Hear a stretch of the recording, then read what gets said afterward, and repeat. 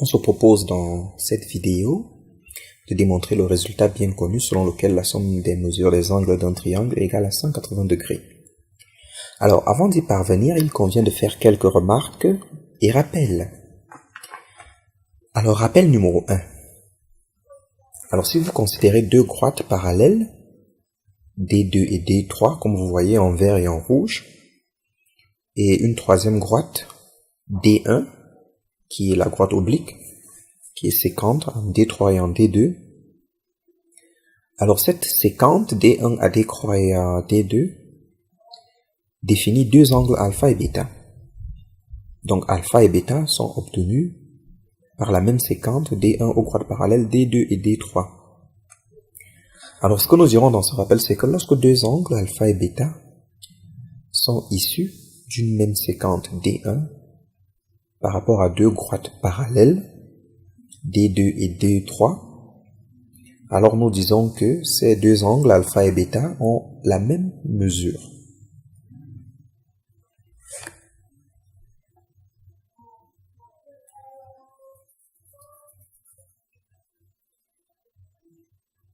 Alors maintenant nous pouvons passer à la deuxième remarque, ou plutôt le deuxième rappel.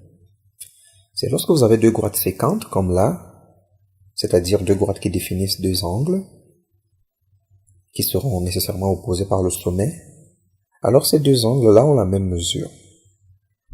Donc nous formulerons en disant que lorsque deux angles, alpha et bêta, sont opposés par le sommet, alors ces angles, alpha et bêta, ont tout simplement la même mesure. Vous pouvez bien le voir sur la figure. Bien. Alors en troisième et dernier rappel, nous dirons juste que la mesure de l'angle plat est de 180 degrés, qui est également un rappel bien connu. Alors nous pouvons dès à présent entrer dans le vif de la démonstration.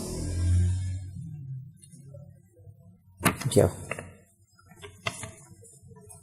Donc nous allons d'abord considérer un triangle ABC quelconque.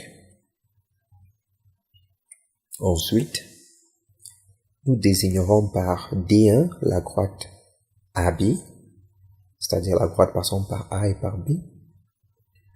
Ensuite, nous désignerons par D3 la droite BC, par D2 la droite parallèle à BC et passant par A, par D4 la droite AC, et enfin par D5 la droite parallèle à AC et passant par B.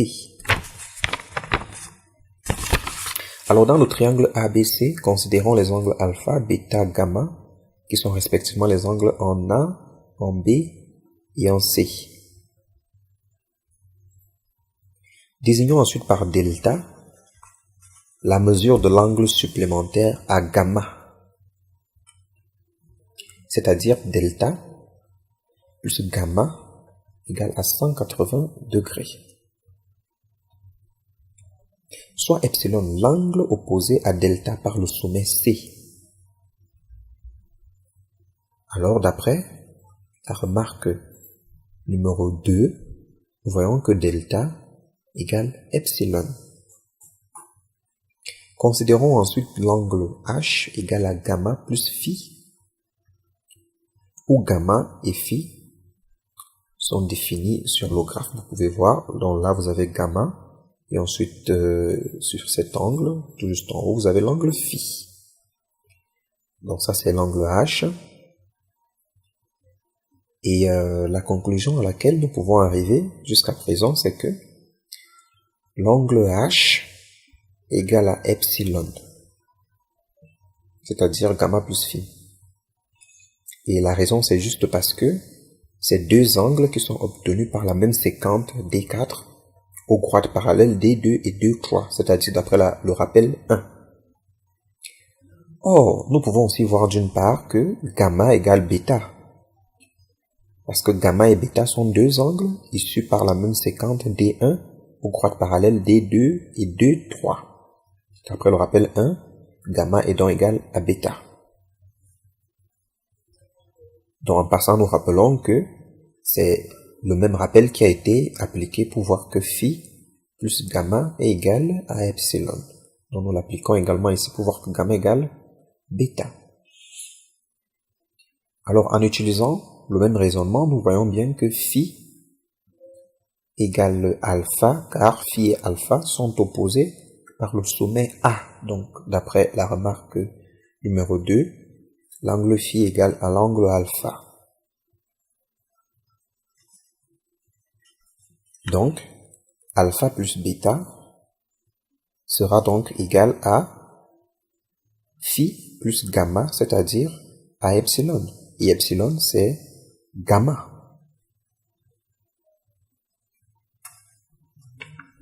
Et gamma, c'est delta, s'il vous plaît, epsilon, c'est delta. Et delta, c'est 180 degrés moins gamma. Ainsi, nous voyons que la somme des angles d'un triangle est égale à 180 degrés.